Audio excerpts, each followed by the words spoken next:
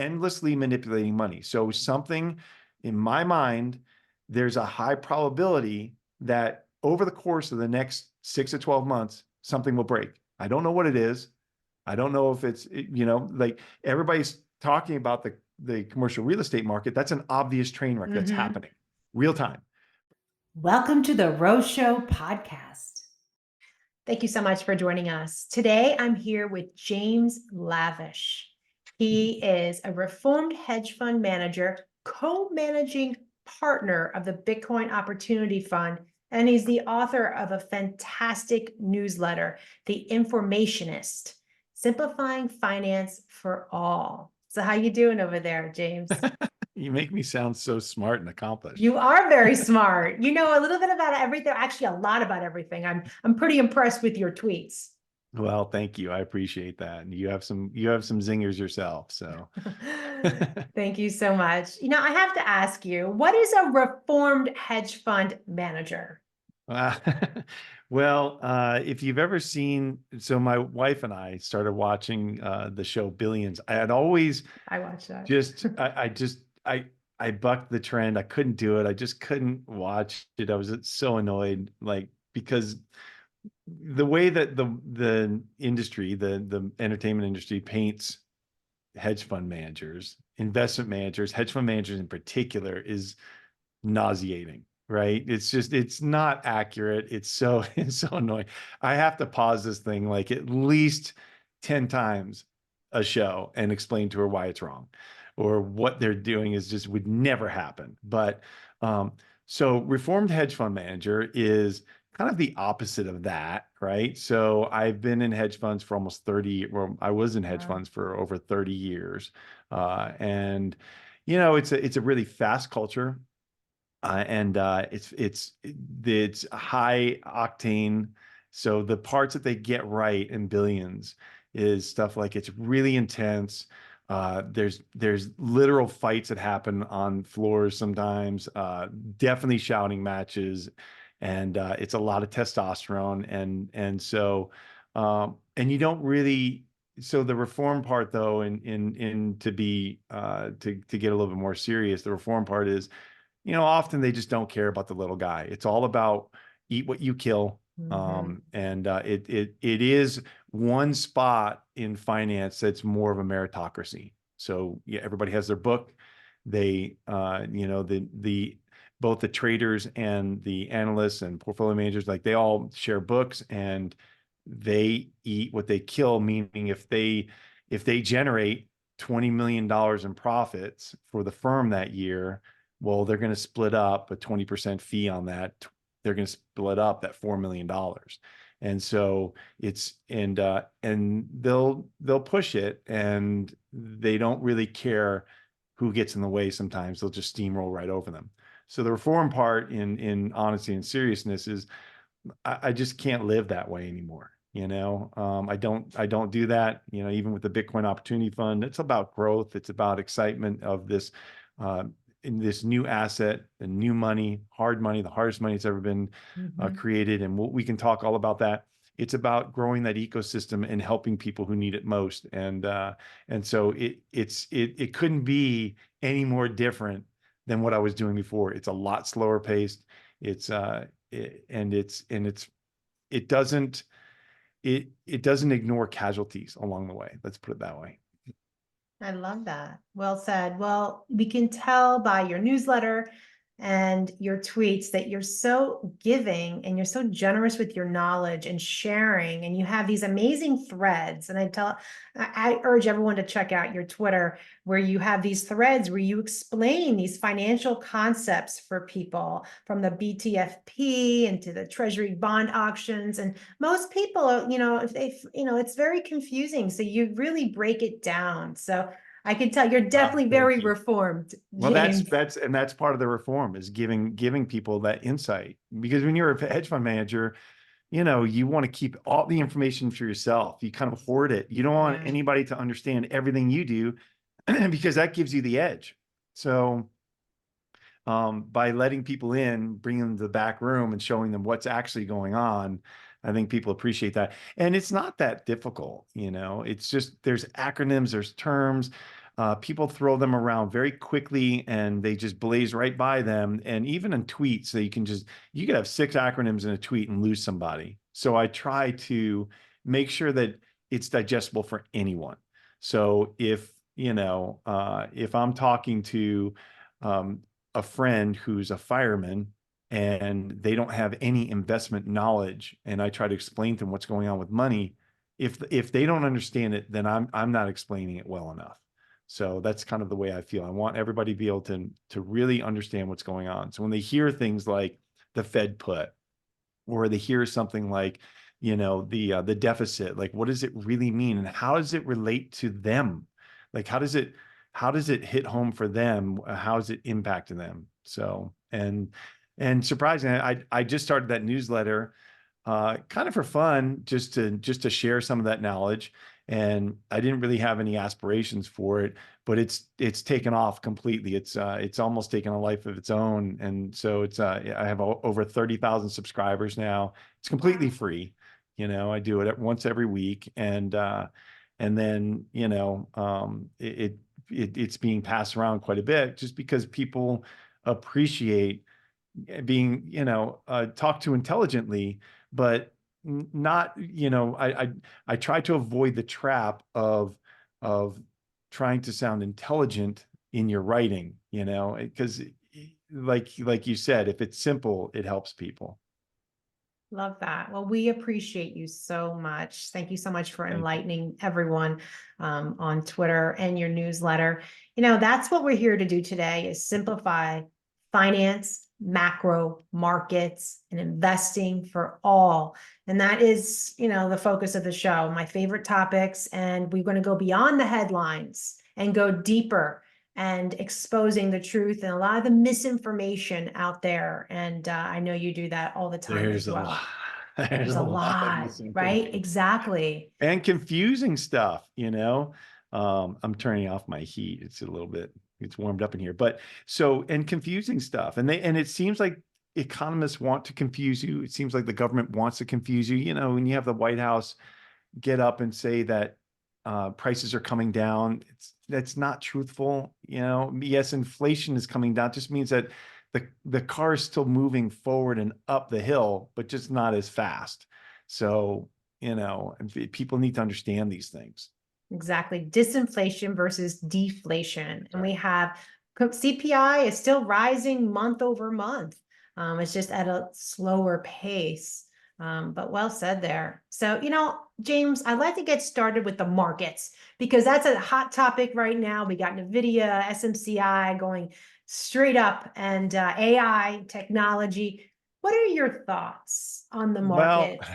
Is it the Fed, rate hike expectations, or is it just technology? What's fueling this? What are your thoughts there? yeah, so there's a lot going on here with the markets, and it's difficult. It's a really difficult environment to kind of to gauge and to anticipate what's going on. So for well over a year, most people thought, including me, that well, we're heading into a recession. We're going to, Mhm. the Fed raised rates.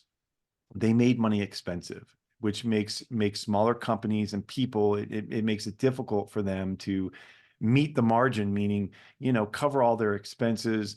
If they have to borrow, everything becomes more expensive. And with inflation going up, and then the Fed raised those rates so rapidly that often when they do something like that, when they do that, something breaks, meaning they cause some sort of credit event because you get caught off sides, right? So, the tide comes in, you see who's left without any pants on. So that when the tide goes out. So, for well over a year, I was thinking we're headed that direction, especially because we've got yield curves inverted, which is it's not just coincidental. It's also it causes pain for financial institutions and for companies who have to borrow, and it just becomes very expensive. So, but then we had this incredible development with Chat GPT and AI, and we've seen the Magnificent Seven, the seven stocks who now make up about 30% of the S&P 500, which means that there's 493 stocks that make up the rest of it. So just these 7 stocks have taken off and have yet, just like you said, they've lifted and they've fueled this rally and the market almost, it's not a melt up, but it's been jaw dropping. Now, that's part of it. The other part is you've got these two forces that are kind of, they're battling each other, right? So you've got what we just talked about, the monetary restrictions and policy are tightening the money supply or tightening the access to money. At the same time, you've got the fiscal policies, which is the government, the Congress and the Treasury spending just like with reckless abandon. And now we're running deficits at a time, we're running larger deficits than ever in a time that we're not even in a recession. So we're $2 trillion plus deficits. We're approaching levels as a percentage of GDP that are unheard of in a time that we're not in a recession. So that is inflationary, that's expansionary, that fuels growth. So when you see the GDP numbers go up, well, we're running deficits. The government's hired about 20% of all hires last year were government employees. So you're seeing people say, well, there are mass layoffs all across the board. You've had over 30,000 layoffs in just tech companies just this year so far, and 100,000 plus overall. And you're seeing layoffs from UPS and Snap, and you're wondering, well, why are the numbers so good if we've got such negative indicators in things like with headlines? Headline indicators have not been great, but the measurements that you're getting out of the BLS have been pretty rosy. So what gives? Well, we can get into the problem with the economic data. We can talk about that in a minute, but basically what you're looking at is you're looking at a fiscal expansion with monetary tightening, and the fiscal side is basically winning right now. So even if you have pockets of recession where you see companies that are having to borrow at higher costs, the commercial real estate, for instance, is a disaster. It's a $3 trillion industry here in the U.S. that's now over $1 trillion of losses. So it's problematic, and but I expect that we're going to kind of continue on this way, and either trade sideways or still trade up a little bit. It looks like it's getting winded here because we had such a large and fast run up, but until something happens where you get an expansion of those recessionary pockets, it's going to continue like this because we're in an election year. They're not going to stop spending. They're going to spend more. Well That was a said. long answer. I love it. It was a great overview of so many topics that we're going to get into. And the big pink elephant in the room is the fiscal spending, the bloated GDP from government spending, which to me is disguising the private sector hardship. And, government spending just leads to always a future burden on the people, taxation, more inflation, monetary destruction, and they just keep, and like you said, it's not even a recession and they're spending to no end. It's crazy. It's insane. 34 trillion and rising, plus 1 trillion rising in interest expense.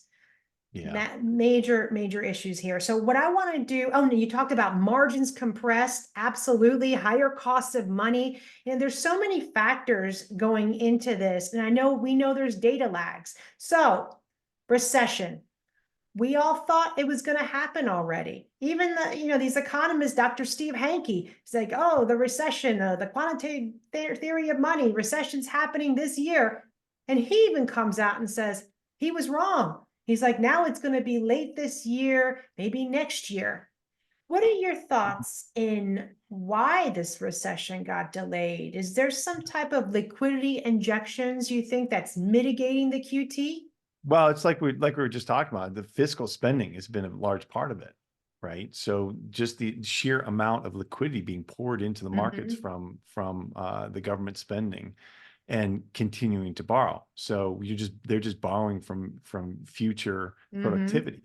And so as that debt grows, that's what happens. And so that's part of it for sure. Then that's a big part of it. Mhm. Another part of it is things like, okay, so what happens when you get into, there are a lot of different ways you can slip into a recession. You can kind of wander into one, just have like a general market malaise with just overheated interest rates go up and you just kind of, wander into a recession, where you could have events that cause them. Things like the 2000 tech bubble, things like obviously the great financial crisis, things like COVID, where there are events that tip off this cascading effect, and it has what we call contagion, where there's different companies that are related to each other that wind up being toppled by this, kind of like dominoes falling over, right? So um, what I see happening here is because of all that fiscal spending and that expansion there, and the monetary tightening, you are getting pockets of areas in the market and in the economy that are struggling clearly, and they're laying people off. They're tightening their belts, and they've run out of room to raise prices. Then those margins are, that's it. They're exhausted. So you're going to continue to see that, I think. But what worries me, what keeps me concerned, and what the way I invest in, and I'm trying to manage this, is you still need exposure to the markets, but what I like to do is be careful and have it diversified. And the reason I'm doing that is because I believe that if we do hit this period of recession, right? So everybody is expecting that unemployment is going to start drifting up, that you're going to have inflation come down and collapse under 2%, and that the Fed's going to start lowering rates in March. That's next month. So I don't think the Fed is lowering rates in March. We heard Powell talk about it last week. We heard him talk about it in 60 Minutes. You're hearing Fed governors and presidents come out and talk about it this week and reiterating that they need more data to lower rates. So what does that mean? That means that we're going to continue on this path until something may break. Well, what is that? What could break? Well, obviously a black swan that nobody could predict, and who knows what that is, right? So, but you could have something more along the lines of a major crisis in a financial center that is caused by this rising in rates. What could that be? Well, you remember back in September of 2019, and I've talked about this before, the repo market locked up. And so for your listeners, this is not really that difficult of a concept. At the Fed, they run different windows of liquidity. One of the windows is, they've got this window called the repo window, and you can do the repo or the reverse repo, right? Mhm. And so right now, these large banks and money market funds have so much cash that they've been parking it in what's called the reverse repo facility. What is that? Well, it's where they take all that cash, they park it at the Fed overnight. The Fed gives them treasuries effectively, and a yield on those dollars that they park there. They're giving them a yield on that. Mhm. Okay, so we saw that reverse repo market grow to over $1.6 trillion. And the reason, actually it grew more than that. If you go back and look at if you look at the height of it, it was over 2.3 trillion, right? It had some spikes in there. But so what has gone, that's one part of that window. The other part of the window is that's when you have too much liquidity in the market. When you don't have enough liquidity and you have companies, investment funds, hedge funds, banks, they're holding treasuries. They have a lot of treasuries, but they need liquidity to manage intraday liquidity. Well, then they'll use the other side of the repo market, where they place the treasuries at the Fed. The Fed gives them cash, they use it overnight, they give that cash back, get their treasuries back because they can manage their liquidity. Okay, that's when there's not enough liquidity in the market that you see a lot of activity going on there. Or even if it's in balance, you'll see that. But back in September of 2019, what happened was the Treasury was auctioning off more bonds than expected at the same time that corporate taxes came due. So corporations were sending money, they're sending their cash to the IRS, while the Treasury is coming out and saying, we need more cash. And the companies didn't have cash to buy the treasuries, right? And they were soaking up that cash. And then they all of a sudden there was a cash crunch where they went to take treasuries and say, well, we'll just repo them when we need liquidity. And they went to repo them in the private repo market, and repo rates spiked up they went straight up because there wasn't any cash. Nobody had cash lying around. So the Treasury, the Fed had to step in and institute the repo window on like keep it open completely and say you can repo here. And so that was an instance where the Treasury it threatened the Treasury market because there wasn't cash to go buy treasuries. And so they had to fix it. That's something broken. And so now, to make it clear, the US Treasuries never went no bid, but it was becoming disorderly. They were being disrupted by this lack of cash because of these functions. And so, I think I retweeted something today. Genevieve she tweeted something about all these crazy things going on in the market. I said, well, that's what happens when you endlessly manipulate money. And that's where we are. We're endlessly manipulating money. So something in my mind, there's a high probability that over the course of the next 6 to 12 months, something will break. I don't know what it is. I don't know if it's, like everybody's talking about the commercial real estate market. That's an obvious train wreck that's happening real time. But the Fed is in there. They're working on it. The Treasury knows about it. They're all in there. They're working to make sure that there's enough liquidity at these regional banks. And if there's not, then they're shoring them up with other big banks and helping them through backroom dealings. Effectively, that's what they're doing right now. So you said before we got on here, you were talking about the New York Community Bank, right? And what happened last week? Well, it turns out that they have dismal earnings, and their balance sheet last week, it turned out that they're way undercapitalized. And so it's a problem, and it's because of the commercial real estate markdowns. And so they're now probably in back rooms. They had their debt's been downgraded to junk. They're not going to be able to borrow effectively. And so they're most likely, as we speak, they're being carved up right now for big banks to take some of those loans off their books for pennies on the dollar.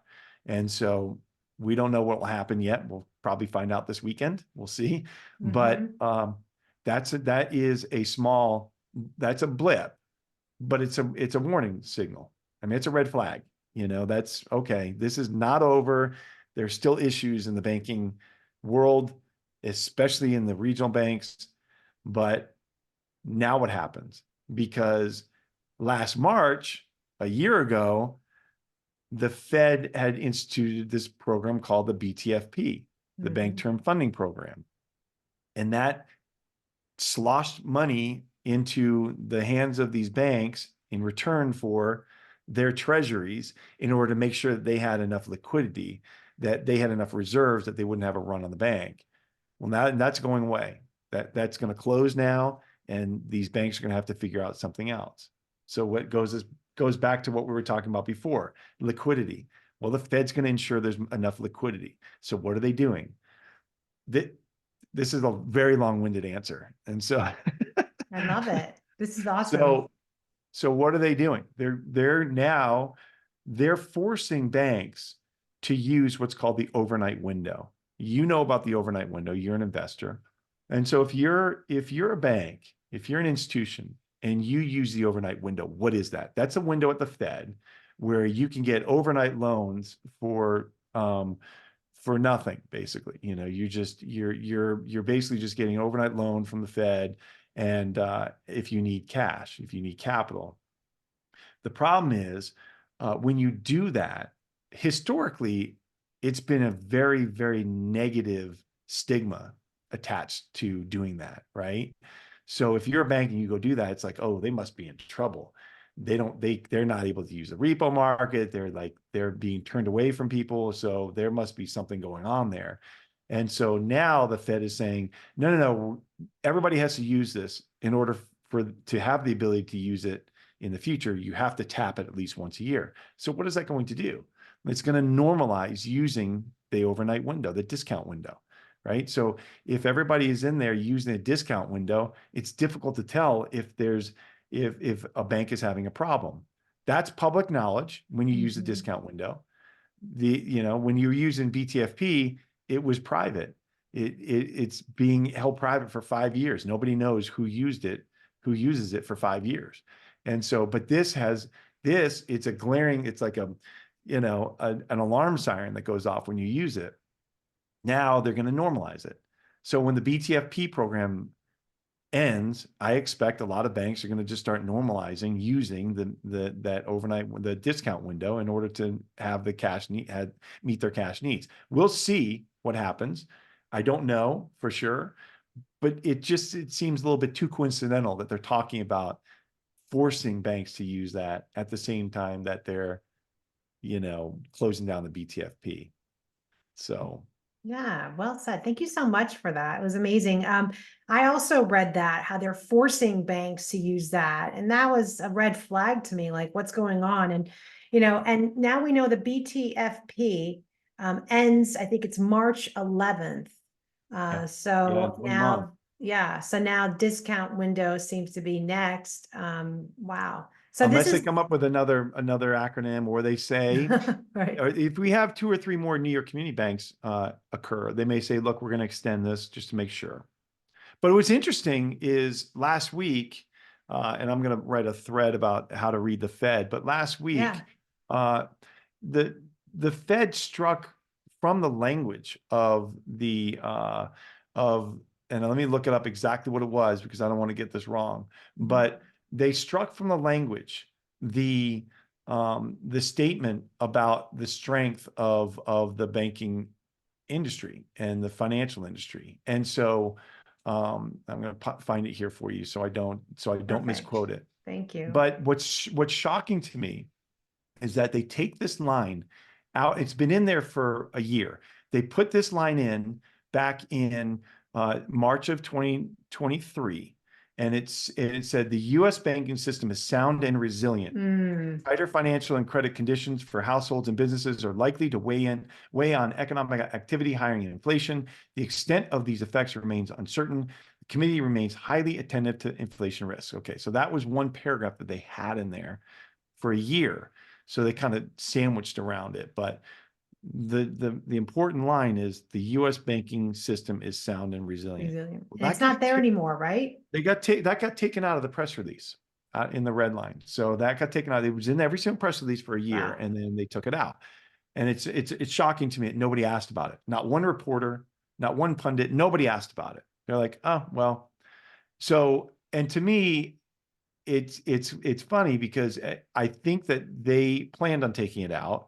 They said it's been a year. Let's take it out. It's a new year. Let's not talk about the banking industry anymore because it's solved. No problems. Everything's good.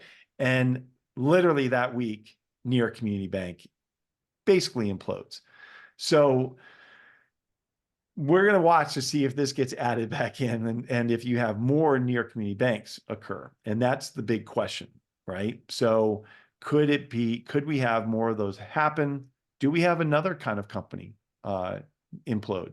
Do we have some sort of event that requires a ton of insurance that wipes out? So we just don't know what it could be. And that's why they're called black swans. But the tightening of financial conditions on the monetary side, monetary policy, raising rates so quickly, it begs to have something start to crack, and that's what I'm watching for. And so your question about a recession, well, it may be momentary. it may be one of those things where we have a steep and fast drawdown in markets and in everything. You sell off everything, bonds, stocks, gold, everything. And then the Fed has to come right back in and inject massive amounts of liquidity in order to stabilize the markets, in order to stabilize the Treasury market, because there's one thing that we know is that we must be able to borrow more. And so the Treasury has to have auctions that are not disrupted. They must be able to continue to auction off as many bonds as they need to. And so at the price they need to. And so that's to me more likely than us to slip into a recession in the next few months. It's more likely we have something happen. What that is, we don't know. We don't know. That's why it's a black swan, because we don't know. And we know commercial real estate is having a lot of hardship there. The debt yields, everything's, when you raise rates as quickly as you've done, as the Fed has done, there's obviously going to be a lot of repercussions, especially in real estate and commercial real estate, where you Right. have, everyone needs to have these cap rates. And now cap rates that were okay before are definitely not okay anymore. So there's a Yeah, and lot of then issues, you get a lot of vacancies people. too. Yeah, you get a lot of people that say, "Well, just convert them to." I mean, people need houses, obviously. Convert them to condos because people like housing. Like it doesn't work. So it's extremely difficult structurally to convert a tall office building into housing units. I've seen it, and I saw it in Dallas. It's really difficult to convert those. Why?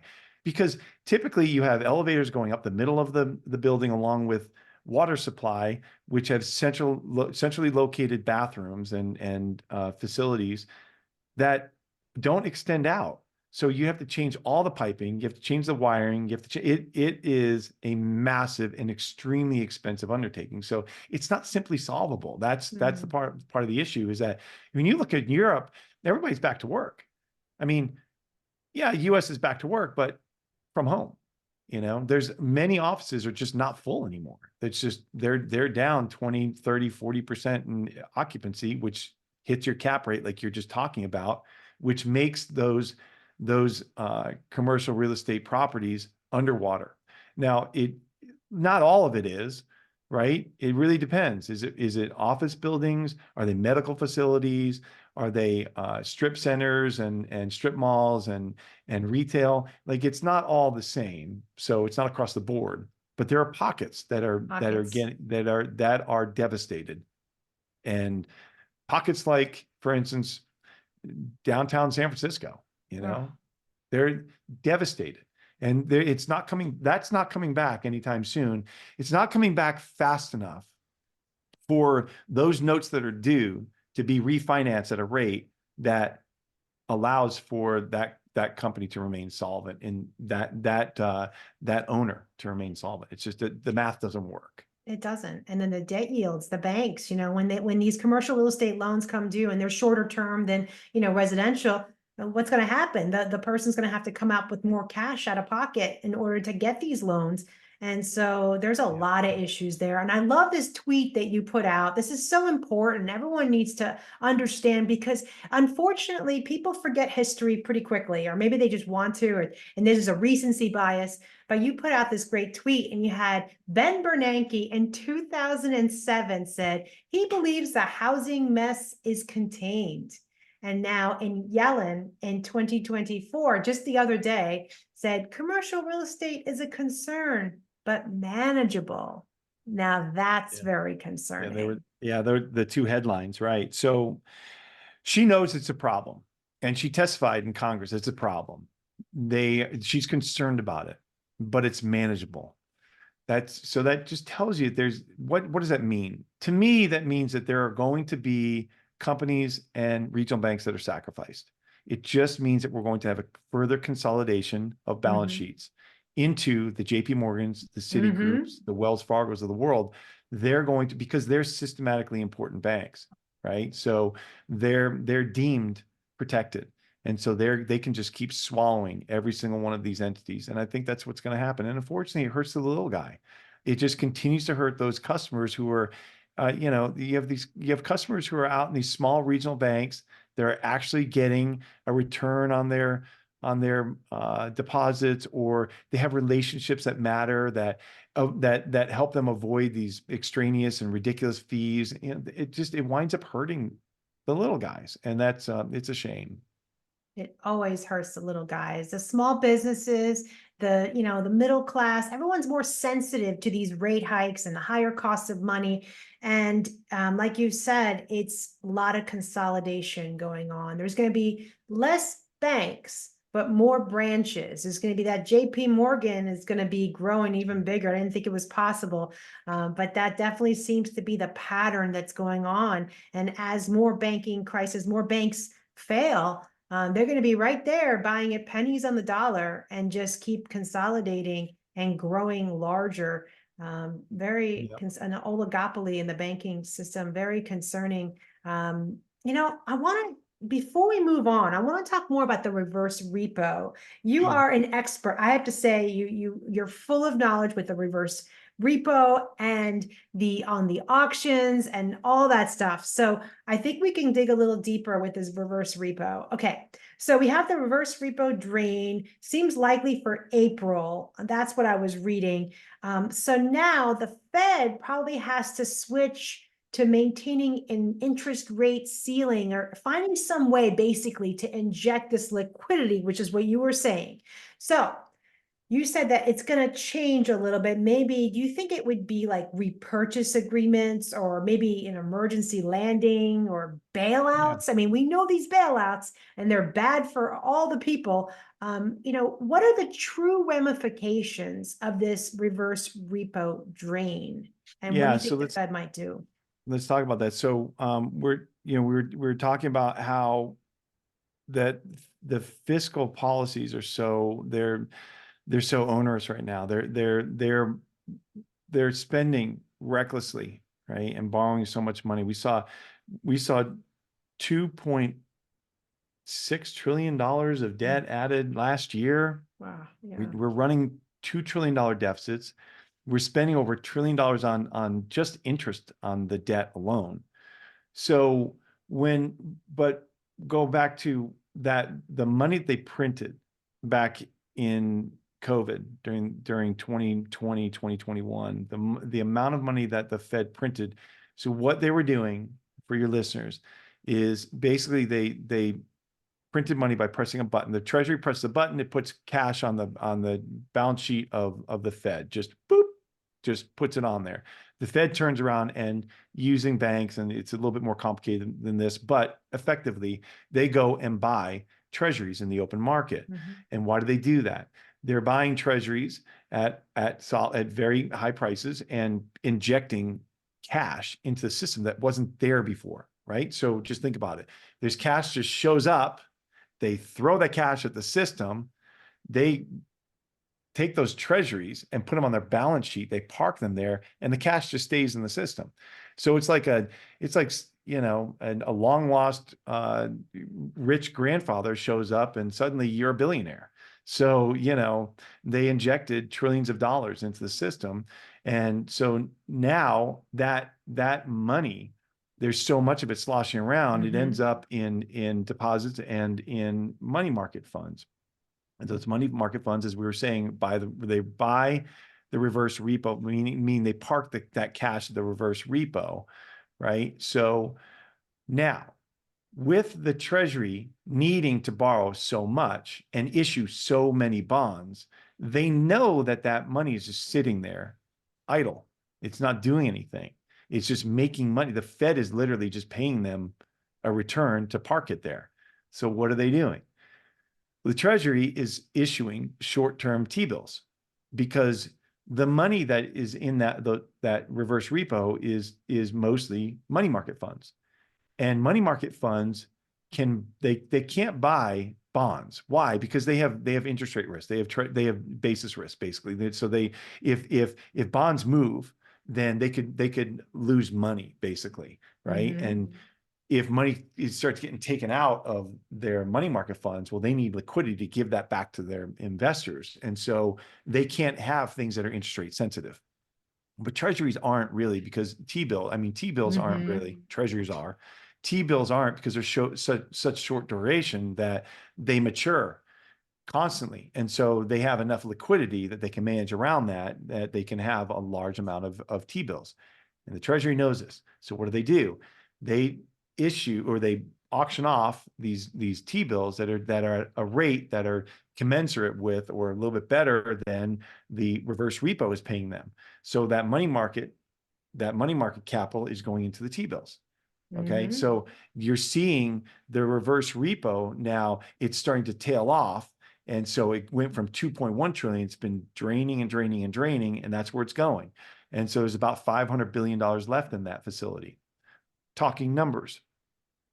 Once you get down under $250 billion there, then it starts giving a little bit of warning signals to the Treasury that, hey, you're going to have to lighten up on issuing T-bills, because there's not a lot of more capital left to buy those T-bills on that, that 2-week, 4-week basis. You're going to have to start going a little bit further out on the curve in order to pay people a longer rate. So what they'll have to do is they'll have to start issuing 2-year notes. They'll have to start using 5-year, 10-year, 20-year, 30-year. Those have to start making those auctions larger. So the issue there is that there's about $3.2 trillion of reserves at banks right now. Going back to that repo market, so this is all about overnight liquidity, right? So you go back to that repo market of 2019. Well, after that, the Fed determined that about $2.5 trillion at this point, is, in today's dollars, is about the level that they start getting a little bit nervous about having enough bank reserves out there. So that gives you $500 billion here in the reverse repo, and about $700 billion in reserves, before the Treasury and the Fed start getting really nervous about liquidity. So that's kind of where we are right now.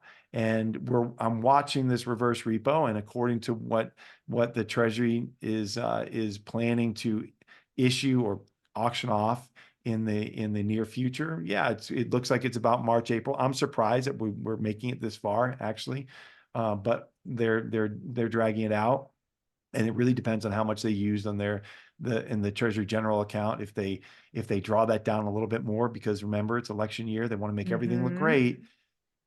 Because, there's a lot of pressure. I don't believe that the Fed is political. I don't believe that the Treasury is political, but I believe that the government is insanely political, and there's a lot of pressure coming on them from a lot of sides. We hear Elizabeth Warren screaming on the Senate floor, yelling on the Senate floor, that it's time to lower rates because the Fed's they're gonna hurt people. Is it though? I mean, is that really her job to make that call? No, it's the Fed's job and Powell's job. But that's pressure from the most spoken representative of fiscal policy, I guess, in the Senate. So and that's concerning. So the question is, how long are they going to go, and how much runway do they really have, again, before we get into some sort of liquidity issue? I don't know when that happens. I don't know if it happens this year, but clearly we're heading toward that path, and we're not going to lower spending. We're going to keep spending. We're going to keep borrowing. We're going to keep issuing debt. We're going to keep paying insane amounts of payments on the interest on that debt. And that's what we call the debt spiral. That's where we are. Well said. Thank you so much for that. Yeah, it's very concerning, this massive debt. And, I love the way you simplify everything. You break it all down, and I really appreciate that. Thank you for going through that. And, that's that liquidity when people say, but how can there be the markets running? How is the Bitcoin going up? Where's this liquidity? Well, there you have it. The Fed's been injecting liquidity with the BTFP. And then actually, exactly as you said, the money, we have higher rates, money's gone into the money markets, which basically goes to the T-bill, the Treasury bills. And so that helps also inject liquidity. So there you go. It's this big money merry-go-round. And, it just keeps going around. But that's definitely something to watch. And we'll be following you because I know you'll be watching it. So we'll be following you to get updates from you on what's going on with the TGA and all that. So Absolutely. Thank thank you. you. So inflation, okay, that's part of this death spiral, because as there's more debt, there's going to be more money generation. As there's more money generation, there's more inflation, declining purchasing power, and monetary destruction. So Yeah. we know that Well CPI said. print, right? Thank you. CPI print underestimates the true decline in the purchasing power. Now, when you look at trueflation, compounded aggregate since before the pandemic, with all that massive trillions of dollars printed, we're in the 21, 22%. And the CPI underestimates also the way they calculate. We know that the way they calculate can be a little funny sometimes, right? And they underestimate and they actually underrepresent the true number, which is about double, I think about 5 to 6%. So what are your thoughts on Yeah. inflation? And what do you think, James? What's Well, I going to mean, happen here? yeah, so let's talk through that. So first of all, everybody talks about 2% inflation. The Fed talks about 2% inflation. That's their inflation target. So that's what their target is. That's what their target is. You heard, if you saw 60 Minutes, he got asked by Scott Pelley, is that right? He got asked, the Chairman Powell got asked, what is the the magic around the 2% inflation rate? Like what is that, right? And why is it 2%? And he came back with a word salad answer, right? I mean, there's no real answer for that. We've heard them answer before. It's like, well, that's what it's always been done. It's the way it's always been done. I think it initiated in Australia, back in the 70s, but really 2%, what is it? So 2% is without, what they won't tell you is that that's what they feel like they can get away with before normal people, everyday citizens, start getting frustrated with prices going up faster than their wages. So they feel like that's what they can get away with. Okay. So um, now, the debt spiral, just talking through that. So for people who haven't read my thread, it's in a pinned tweet. I've got all these threads in there. They're long threads, but it's in there. It's one of the threads. It's just the debt spiral. It really simply goes through all of this stuff. But basically, if you're your country and you've got your expenses, right? And so you're just looking at as a country, if you're just thinking about it like a business, you've got your revenues and you've got your expenses. Well, your revenues are more or less, they're basically your tax revenues, right? So they're taking in about $4.4 trillion this year on tax revenue. That's what they expect. It's not really revenue. It's really just them taking your productivity, but that's what it is, right? So, but then you've got your budget off of that and your expenses. Well, the problem is that the government is spending $6.4 trillion annually, which creates a $2 trillion deficit. And the big pieces of that are about $4 trillion of entitlements, which is Social Security, Medicare, Medicaid. Those are programs they're signed into legislation. Like you can't just cut expenses there. They're non-discretionary expenses that they have to be paid.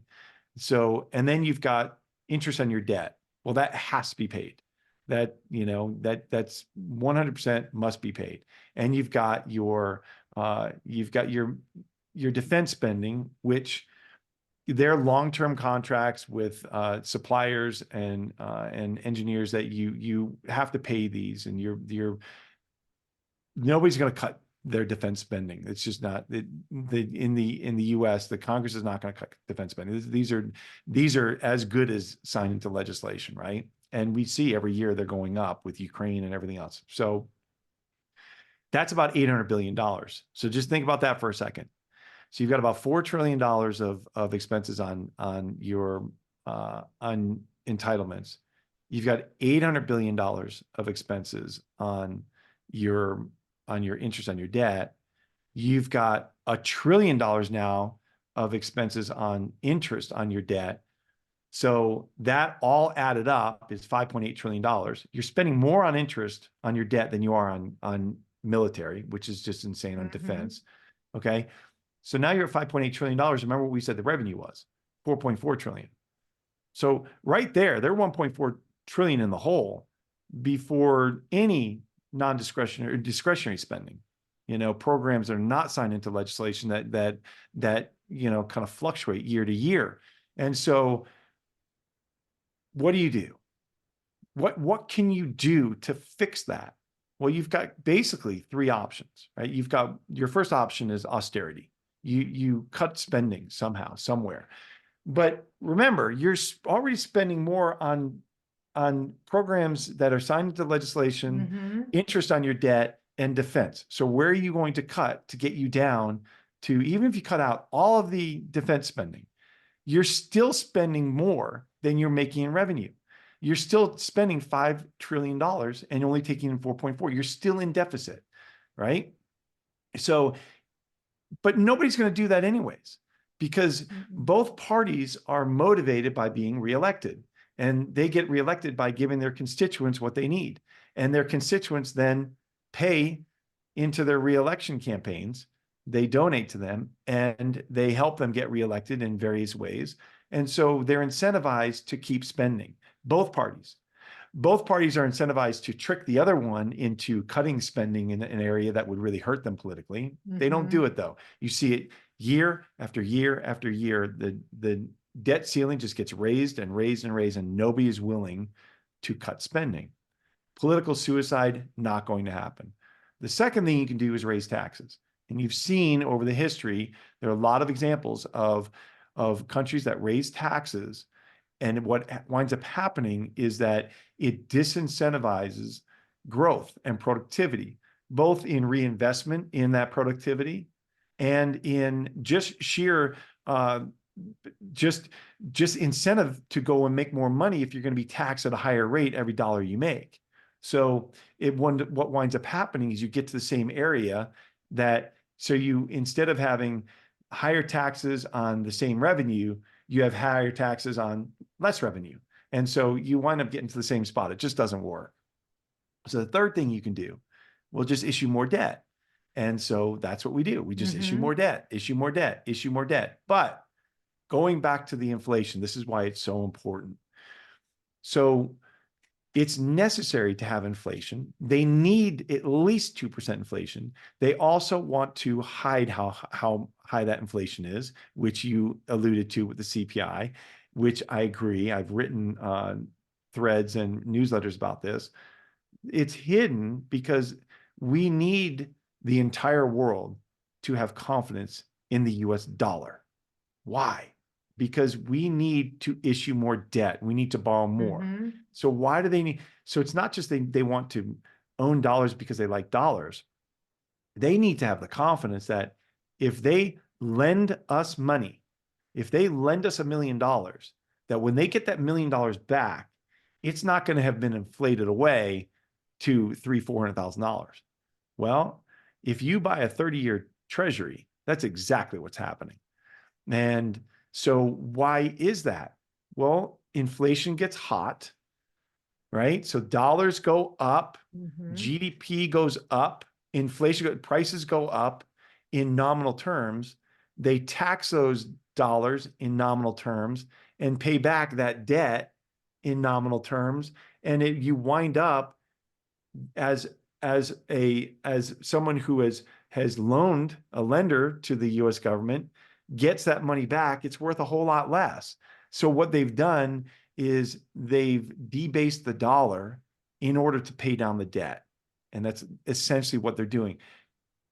But the problem is, you unless you have periods of massive inflation spikes in key periods of when debt is overturning, unless you have inflation spike to 15, 20, 25%, you're never going to be able to inflate that away. What you're going to do is you're just going to continue the charade for as long as you can. And that's the game we're playing. Is it sustainable? No. Will the dollar survive this? No, it won't. It will not survive this. No currency can survive this. Will it collapse in the next year, 2 years, 5 years? Highly unlikely, in my opinion. The U.S. has the benefit, and we're blessed with having both the global reserve asset, U.S. Treasuries, and the global reserve currency. So everybody wants dollars.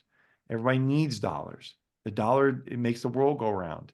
And so, and if you've ever read Brent Johnson, the milkshake theory, as the U.S., as we run more deficits and we get we cause problems for other countries as we raise our rates, and U.S. dollar becomes what they want to hold.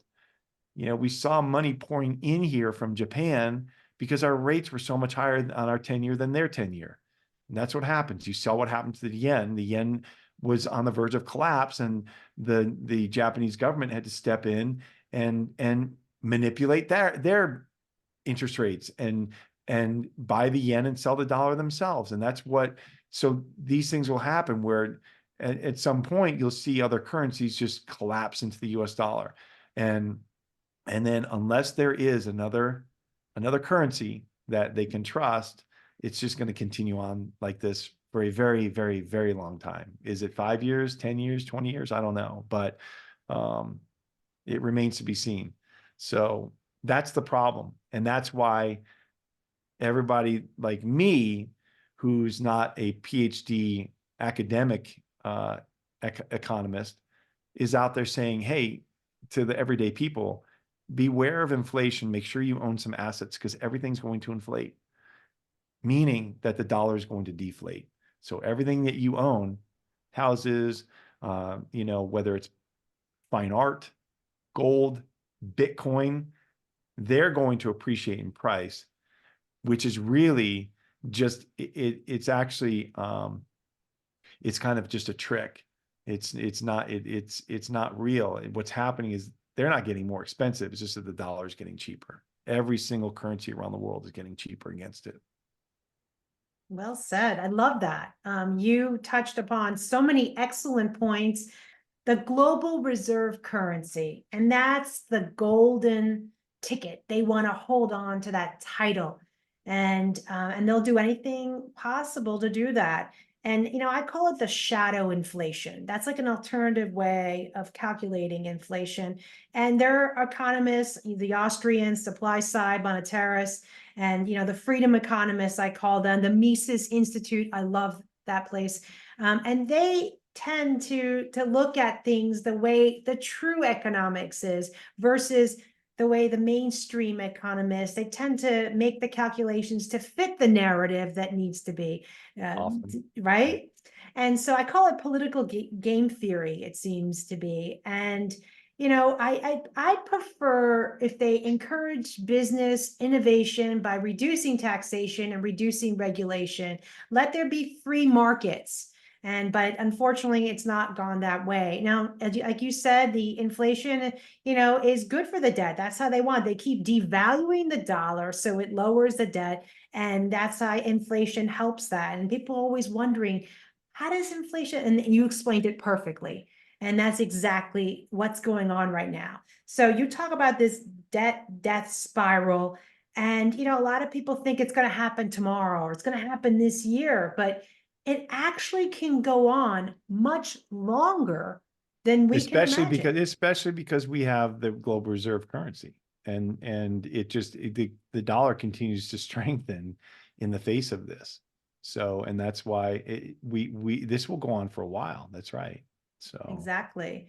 And we said that the CPI underestimates the essential goods. It changes in the way it's calculated from 2008, 2019. So, and now that magical 2% number, like you said, You know, it's and that's not really the actual representation of the decline or purchasing power, which just keeps declining. And I urge everyone to go to Fred, and you can pull up the chart from the 50s, and you'll see the US dollar is on a steady decline. Purchasing power is just on a decline consistently.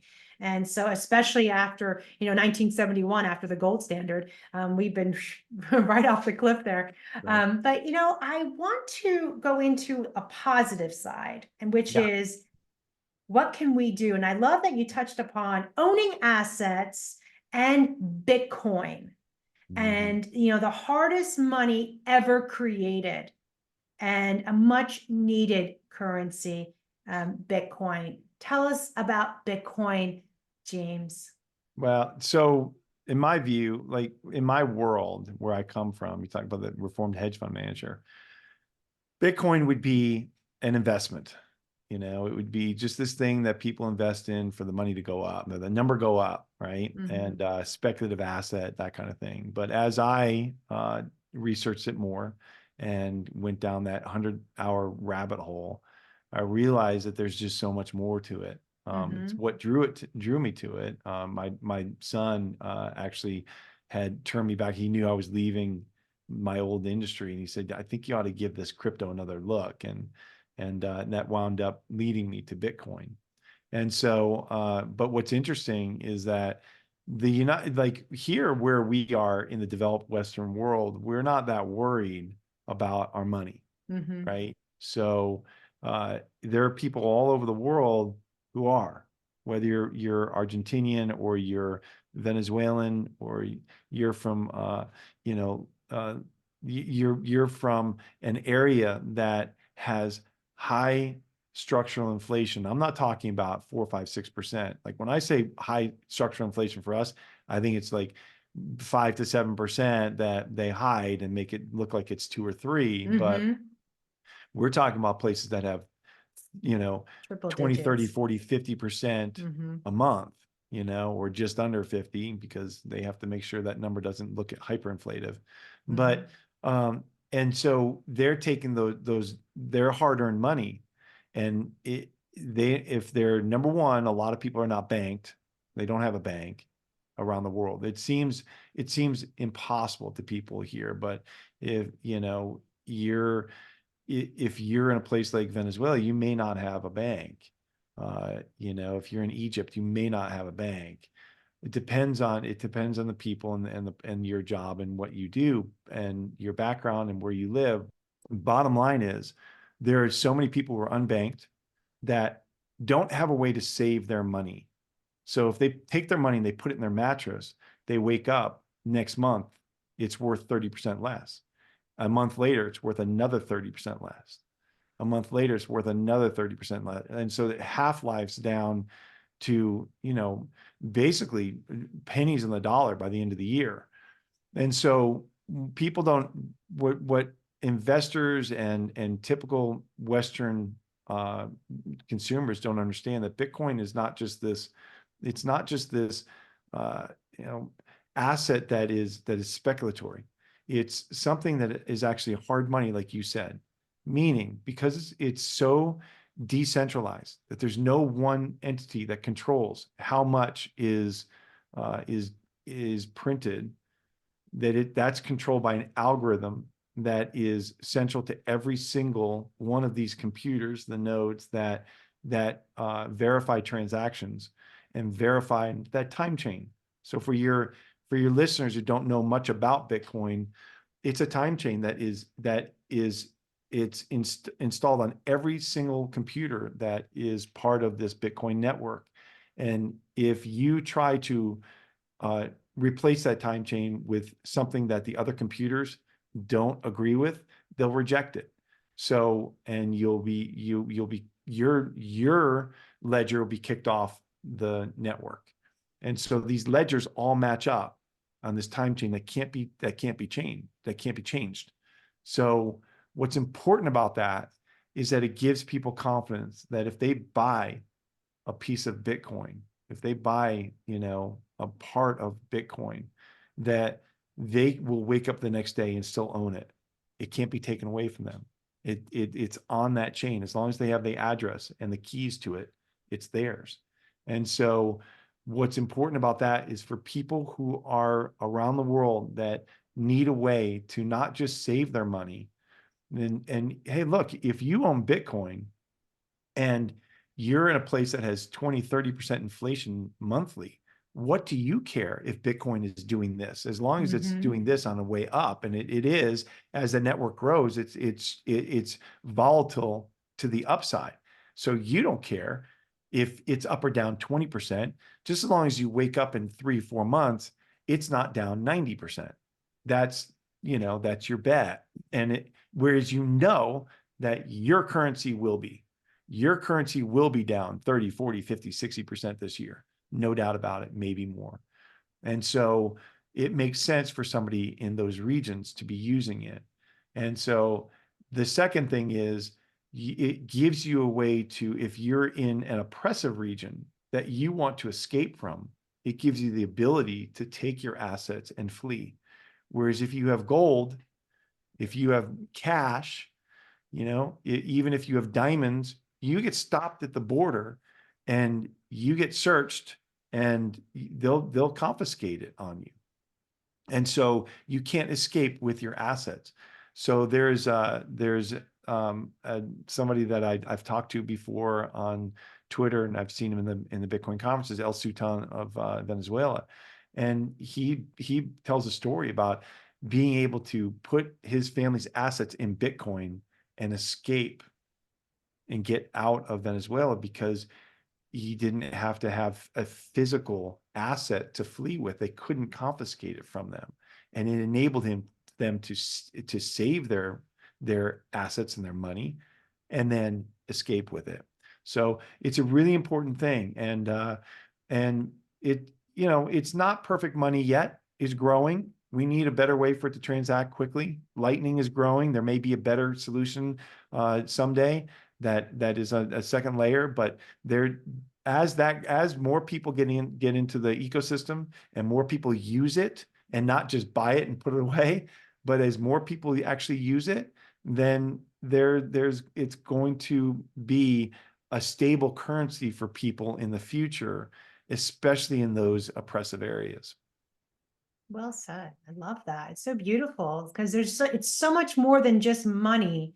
And there's all those non-financial issues and about being able to take it with you. And sometimes people don't understand what goes on in the world. And, we have it so good here in the US, even though we complain so much. Yeah, But we're a little bit of entitlement here, right? exactly, right? You're such a people person. You're like, so I have to say, James, I'm so impressed with you. You're so brilliant, but you're able to like speak and like simplify for everyone. I think all the listeners are going to really appreciate this, how you just broke it down. And the way you're so like, which is really important, is that you're like, it's still improving and it's a work in progress. And that's so nice to hear because that's exactly how I feel. Everything's improving. It's not perfect yet, and they're working through and it will only get better. And that's the thing about Bitcoin. It gets better in time. It gets stronger. It gets better. It And does. and it's never too late. And I always tell people that it's never too late. You're like, oh, I missed it from 2 years ago. It's like, no, it's never too late. And it to me, I consider like a global reserve asset. You have your real estate, you have your assets, and it could be just a diversification is key. And I always tell my clients and my people, diversification, is the best. It's good to be diversified. So it could be one of your, assets, and you store some of your Yeah, savings in there. And I I think, would. That's right. And I fully agree. And that's the point of you know diversifying into and having just. I implore people just to have at least 1, 2, 3% of Bitcoin mhm, allocation. It doesn't exactly. have to be huge, but because if I'm wrong, if I'm right that this debt load is just it's insurmountable and Mhm. it's going to cascade and collapse the US dollar. If I'm right on that, but I'm wrong on the timing and it happens in the next 5, 10 years, What do you own that's going to protect you from that? What do you have that Bitcoin will, it's not just ultimate number go up technology. It is insurance. It's money. It's hard Mm-hmm. money. It's so this is the, like Michael Saylor likes to say, it's a piece of real estate that Mm-hmm. will be the most sought after real estate market in the world, and you have a chance to own some of it. You want to have some of that now before you see a melt up or hyperinflation of many currencies around the world. And so it's a simple thing. And if I'm wrong on both counts, that the US dollar just remains, everything's good. They fix the debt problem, and they stabilize inflation, and it's good just to have US dollar denominated assets like stocks and whatever. Then if I'm wrong on that and the timing, and it just never happens, then you lose 1, 2, 3% of your portfolio, but everything else is going to do great. Whereas if I'm right, this 1% will be worth 100 times more than it was when you bought it. And it will completely save the rest of your portfolio. Well said. I love that. It's an insurance policy. And that's how it works. It's an insurance in case that does happen. Digital gold, right? It's digital Digital gold with gold. the possibility of becoming global currency. Exactly. And, another thing that Michael Saylor said is it's separation of property from earth. And I love that concept. Really You can take it to profound, Mars. You can take it to right? Mars with you. Exactly. Yeah, right. I love that. Very profound thinking. It's so much more. And I think the number one thing that scares people is that they just don't understand it. And I think that's why I say learn Bitcoin, study Bitcoin. I think Lynn Alden says that. But just understand it. And and all you need is a little bit. We're not saying, they think, oh, fiat's going to completely collapse. I got to put everything in Bitcoin now. No, you just, have a little diversification is key. And of course, not financial advice, but, excellent points there. James, this Yeah, has I been don't. so Yeah, amazing. thank you. Thank you for having me, Rosanna. I appreciate it. And I agree. Absolutely. I agree. I Oh, I agree. agree too. I agree with everything. You are this is very enlightening discussion. And so did you have anything else you want to say to our listeners? Because I love what you have to say. Anything else you want to mention that we left No, out? thank you. And I was going to say what I was going to say when Uh, you were talking about Lynn Alden, is that I've got her book right there, Broken Money. And yeah, so me for too. any I of have your, her book here yeah, too. there it is. So any of your listeners who are on they're just on the cusp and don't really understand, the point of Bitcoin or the point of hard money, please, please read Lynn's book. It's easy reading, and it's very intelligent, and it'll answer all those questions. It's a great book. It's a great primer for people to really understand money. I So, agree. I concur. but so I'll plug Lynn. So I'll plug her too. She'll be on the show in 2 weeks. But awesome. yeah, definitely great book. And she's another one that breaks it down for people in such simple terms. And her mind is like a computer. Yeah. But yeah, she breaks it down just like you do. You simplify all these great, complex topics for all. So we really appreciate all you do on Twitter, James, and your amazing newsletter. Tell our people how they can find you and follow you and subscribe to your newsletter. Awesome. Well, thank you. So I'm just James Lavish on Twitter, and I post pretty regularly, and I post a lot of these concepts there. And in my bio right there is a link to just jameslavish.com, and you can sign up for the Informationist. It comes out every single week. It's free, and it's a newsletter that simplifies one topic for you weekly, and I love it's about a it. 5 to 7 minute read, and so a little bit of humor in there. So, Really. but I'm a it's subscriber. awesome. So Thank you. I love it. It's just the way it simplifies and great topics. And thank you so much for sharing your knowledge. Thank you so much, James. This has been absolutely amazing. And I look forward to meeting with you again, maybe in Vegas or somewhere. Absolutely. Let me know when you're here, and I appreciate you having me, Ro. Absolutely. Thanks.